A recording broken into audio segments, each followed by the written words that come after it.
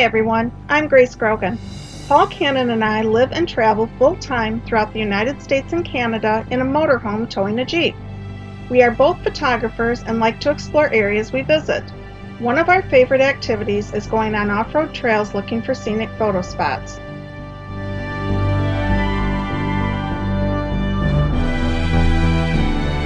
The trail is widening out into a riverbed.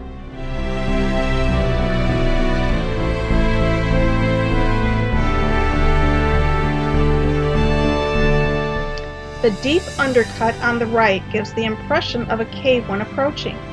It is an area where flowing water has cut out the edge of the riverbed.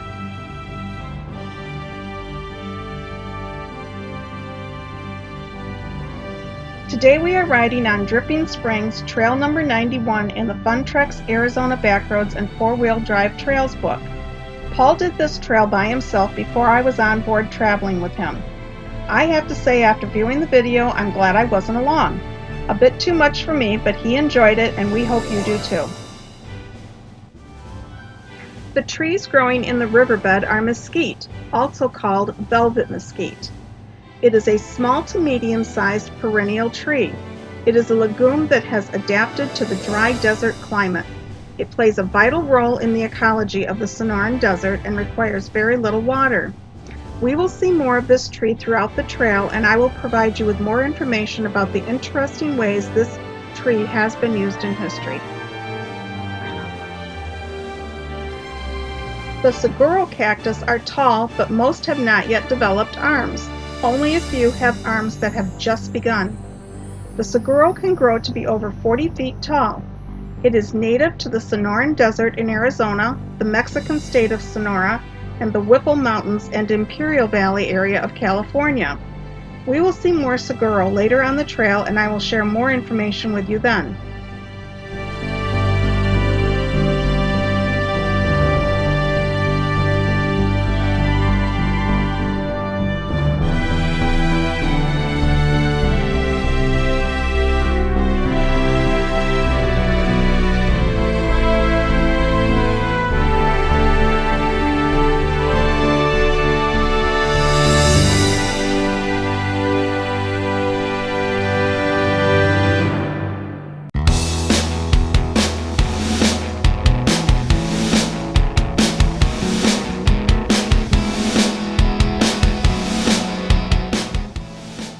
The land has changed considerably. That is because Paul accidentally turned off the video for about 30 minutes and in that time went from sandy desert to a rocky terrain.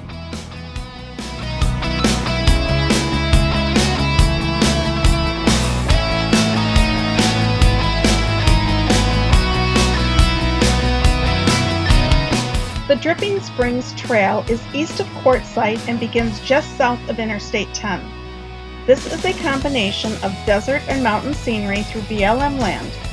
The Bureau of Land Management manages and conserves 12.2 million acres of public land and 17.5 million subsurface acres within Arizona. Subsurface acres are below the land's surface, and it is the right to mine or excavate materials from the land, which is done in areas where oil, gold, silver, coal, or natural gas is found.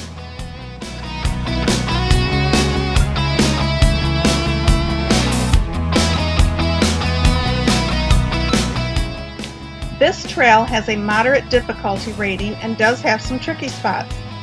Paul did not turn around where the book indicates and instead continued further after talking with some ATVers. The book shows an alternate exit, but that does not appear to be the same alternate exit that Paul used.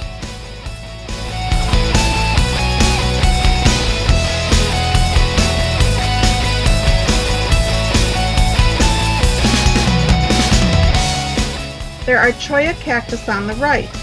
The teddy bear cholla, also called the jumping cholla, are my favorite. It is my favorite cactus because of the way it seems to glow when sunlight hits it from behind, plus its appearance of being soft and fuzzy. That is a false appearance. You will see more of this cactus later on the trail, and I will share more with you then about it.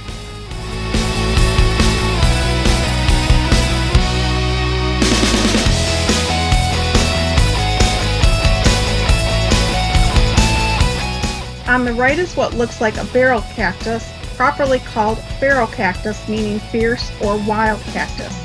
There are not many on this trail. This cactus is cylindrical or barrel-shaped and is among the largest cacti in North American deserts. The cactus has prominent ribs and heavy spines.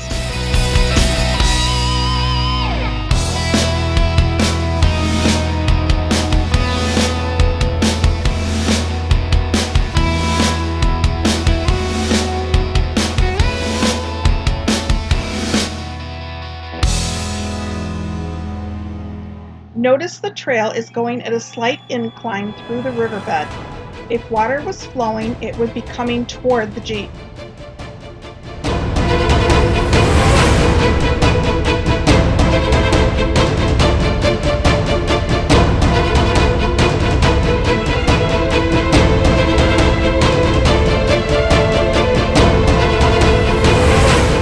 Here are more mesquite trees. There are 40 different mesquite tree varieties throughout the world, but only 3 species are native to Arizona. During droughts and deprivations of desert frontier days, the mesquite trees were a primary food source for caravans and settlers. Mesquite beans became manna from heaven in the 1841 Texas Santa Fe expedition when their provisions and coffee ran out. The men ate the mesquite beans and roasted or boiled them. During the Civil War, when groceries were short, the mesquite beans were used as passable coffee. The beans are durable enough to be stored for years and were used as livestock feed when pastureland grasses failed due to drought or overgrazing.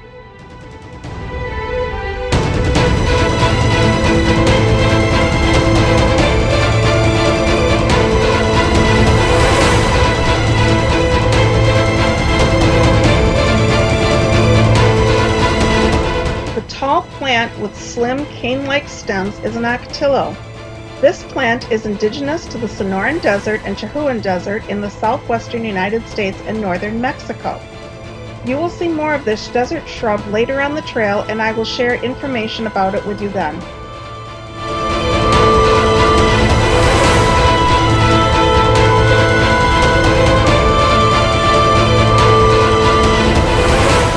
There are mountains to our right that contain mines.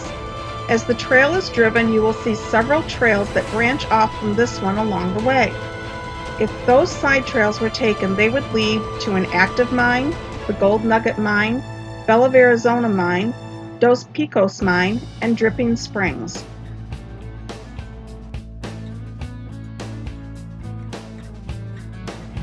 There were several ATVers stopped at the ruins of this stone cabin. If Paul turned to the right on the trail, he would have gone to the Bell of Arizona Mine. He followed the trail to the left.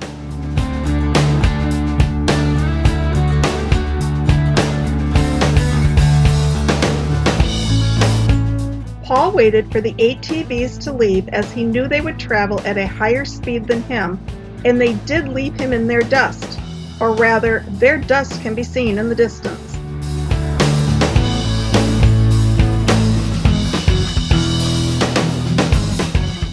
The dead-looking tree on the left might be a dormant mesquite tree.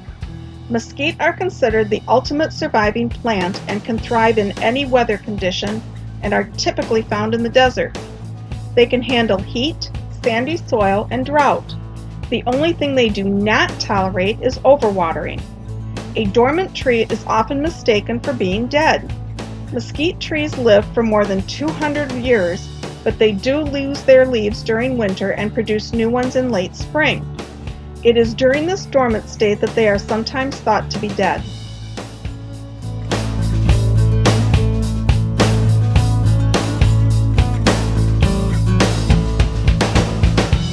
The trail continues at a slight incline. You will see the significance of this at a later portion of the trail.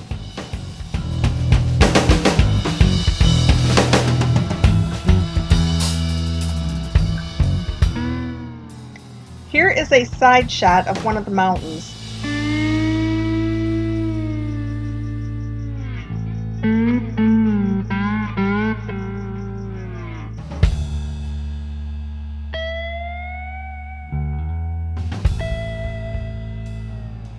Notice how rocky the sides are on the left. The entire area is getting rockier as the trail climbs in altitude.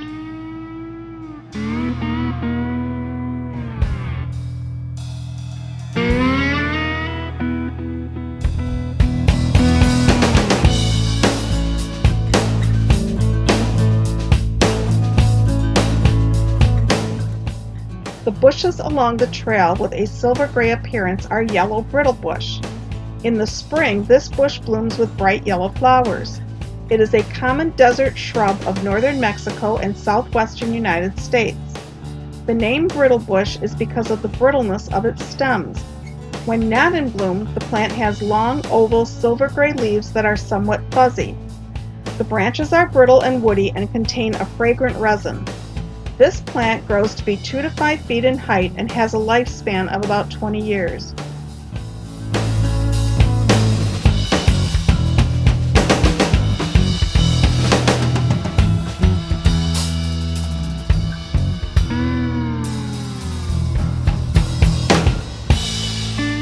Look to the left. There is an area parallel to the trail where, following a rain, it would be a flowing creek.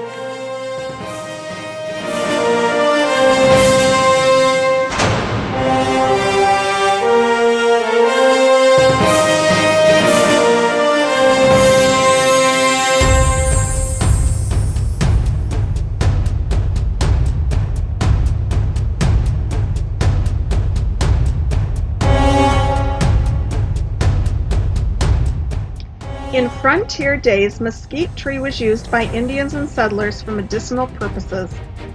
Indians and settlers believed tea made from the mesquite root or bark cured diarrhea. Boiling mesquite roots created a soothing balm that cured colic and healed flesh wounds. Mesquite leaves, when crushed and mixed with water and urine, cured headaches. Mesquite gum soothed ailing eyes, eased a sore throat, cleared dysentery, and relieved headaches.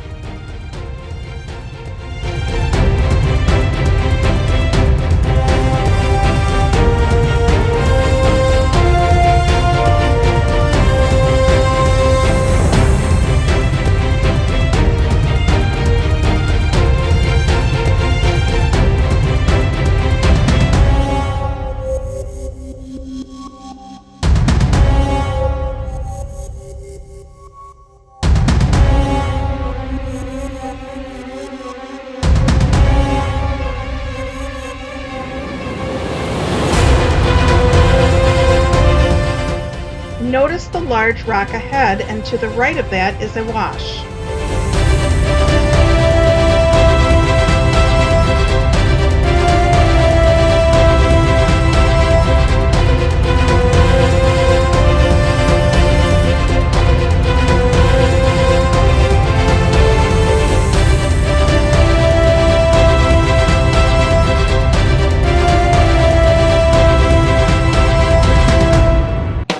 Here is another opportunity to check out the largest cactus in the United States, the saguaro.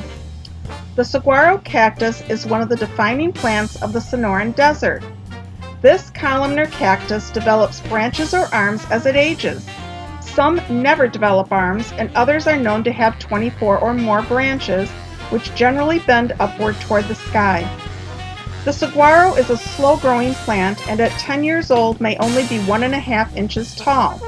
Even with this slow growth, they reach heights of 40 to 60 feet and are estimated to live 150 to 200 years. When fully hydrated with water, the saguaro can weigh 3,200 to 4,800 pounds.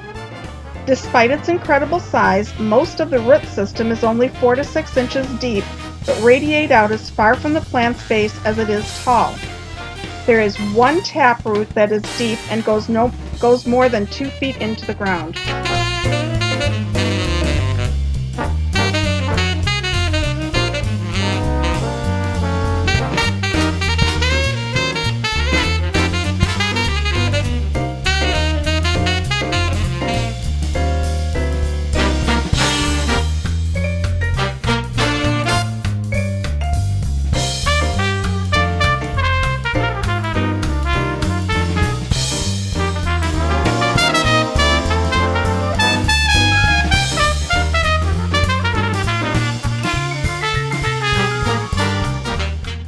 trail drops into a wash and then climbs up the hill as the trail continues.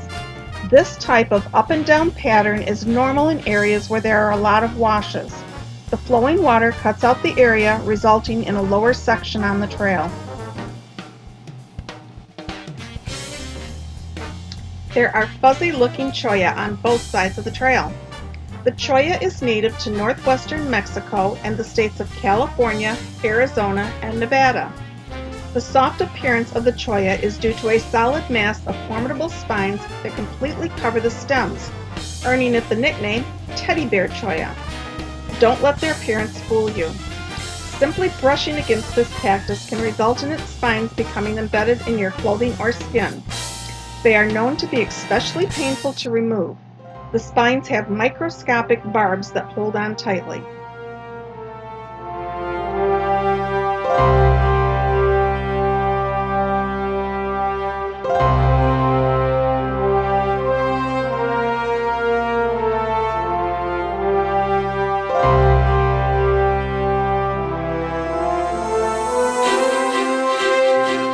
This is a good area to get another look at the tall, skinny ocotillo. This is considered to be one of the easiest desert plants to identify because of their tall, thin branches that can be seen blowing in the wind. The tall stems produce small 2-inch leaves when there is enough moisture, and from March to June have red tubular clusters of flowers on the ends of their stems.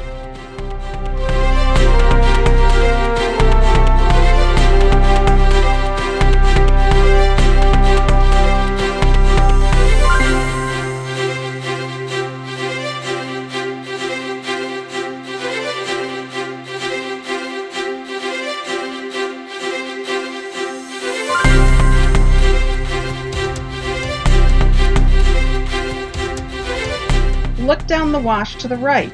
You will see it contains rocks and a large boulder in the center.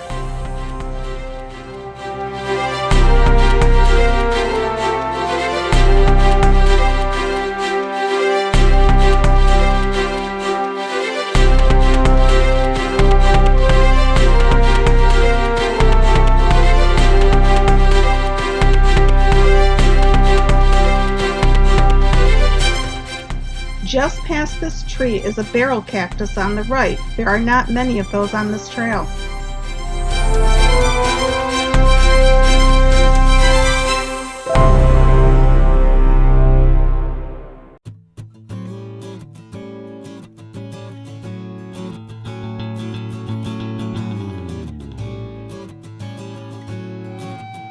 Here are some ATVs coming from the opposite direction on the trail.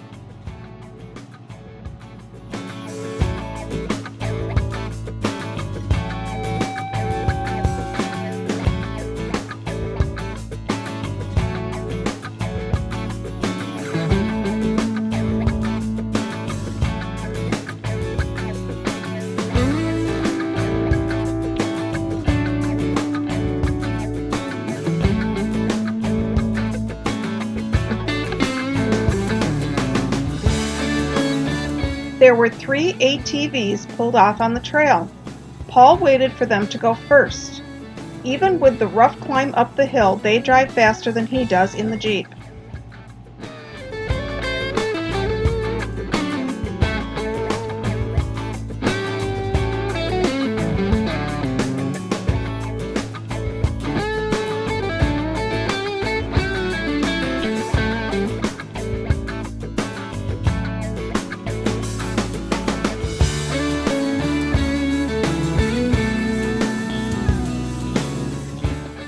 There are ocotillo on both sides of the trail.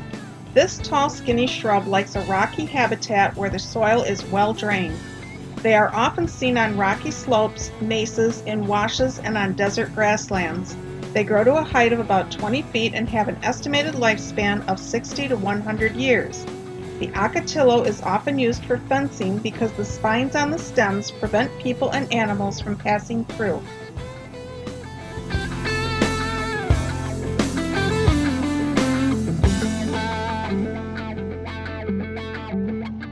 Look at the higher elevation the trail has climbed to, especially noticeable with the drop-off on the right.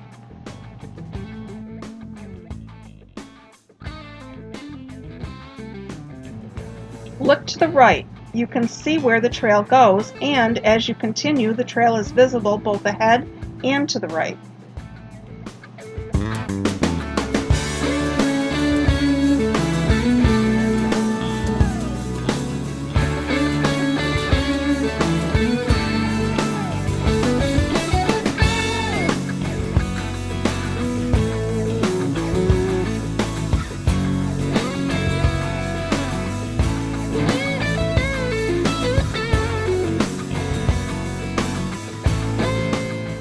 The trail has narrowed considerably and has drop-offs on both sides.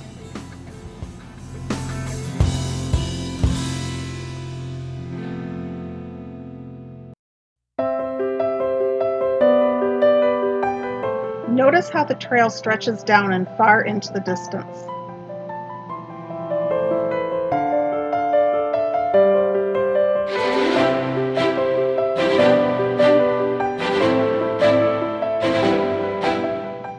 You have seen what a high elevation the trail is at, and now it continues to an even higher level as you travel up a hill.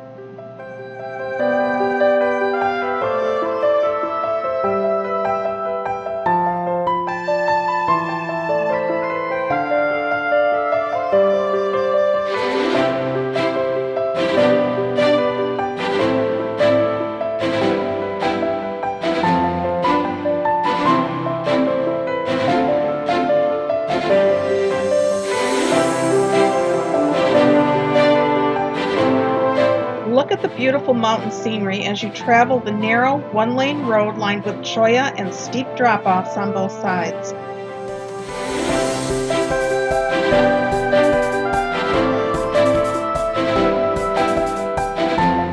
There are quite a few cholla growing here. The teddy bear cholla grows to be between 1 to 6 feet tall. The branches are located at the top of the trunk. The silver-white spines are a form of leaf and almost hide the stem with a fuzzy-looking but impenetrable defense system. The spines are 1 inch long and are covered with a detachable paper-like sheath.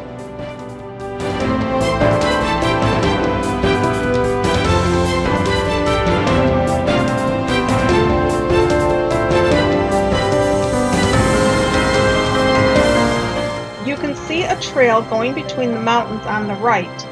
Paul is taking the trail that curves to the left. Don't miss the spectacular view of the valley and the mountains.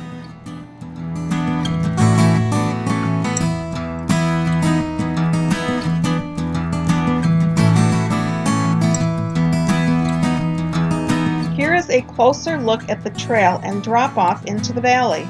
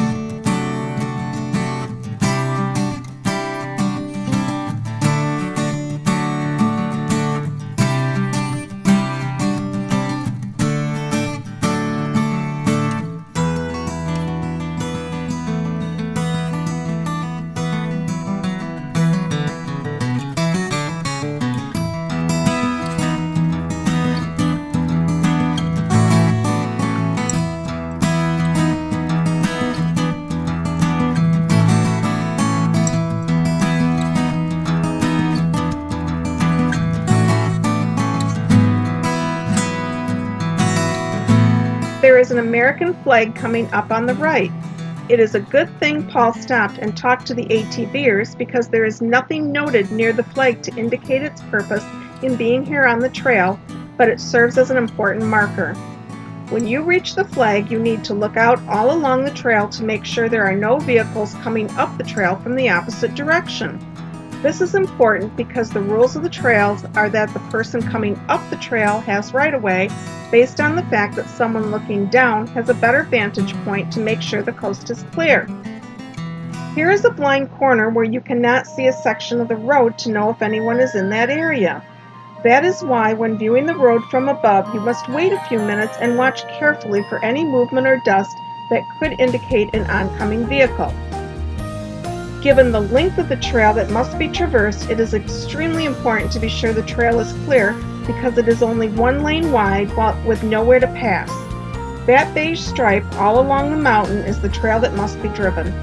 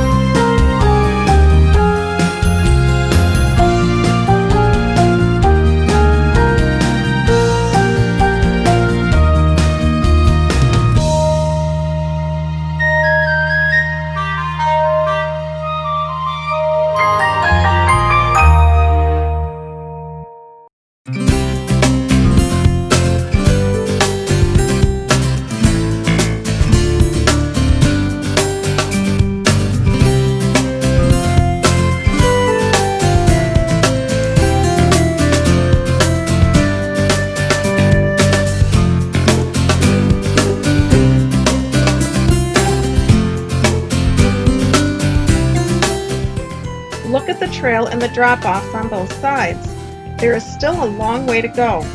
Remember, Paul was by himself on this trail. When I viewed the video, I told him there is no way we would have had to turn around. I don't like heights, and just watching this had my stomach rolling from nerves.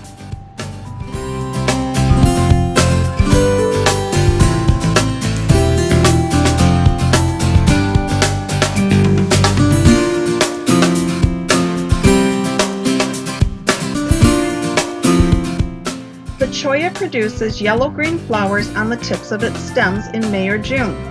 It also produces a fruit that may or may not have spines. The fruit does not contain any viable seeds. Large fields like what are seen here are created because the plant reproduces by dropped or carried stems. They are often carried by sticking to the fur or skin of animals.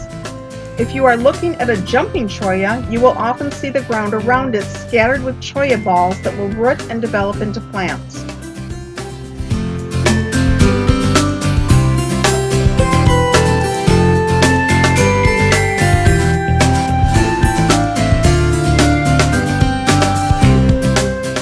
The trail has now dropped into a wash. The brown marker is a trail indicator used on BLM land.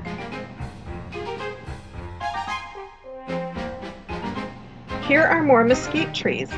Despite their crooked shape, mesquite tree branches are stable and durable. The wood was used during construction of Spanish missions, colonial haciendas, ranch houses, and fencing. The wood was used by artisans in crafting furniture, flooring, paneling, and sculpture.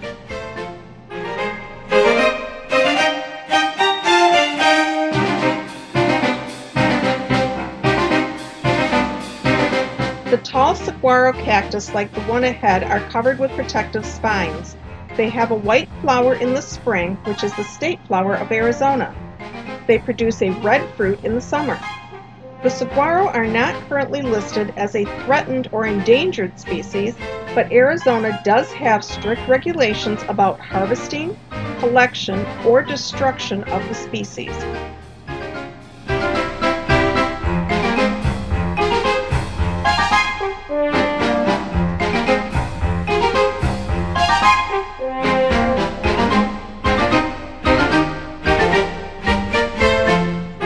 surprised when the trail ended in La Pasa South long-term camping area near the clothing optional section, and no, we are not sharing the nude man riding his bicycle in this video. Many thanks to the Fun Treks off-road books that guide us on our trail adventures. Thank you for riding along with Paul on the Dripping Springs Trail. We hope you enjoyed the ride. Click that big subscribe button below to be notified each time we release a new video. Give us a big thumbs up to show you enjoyed the ride and leave us your comments below. Check out our other Rolling Through North America videos where you can travel with us.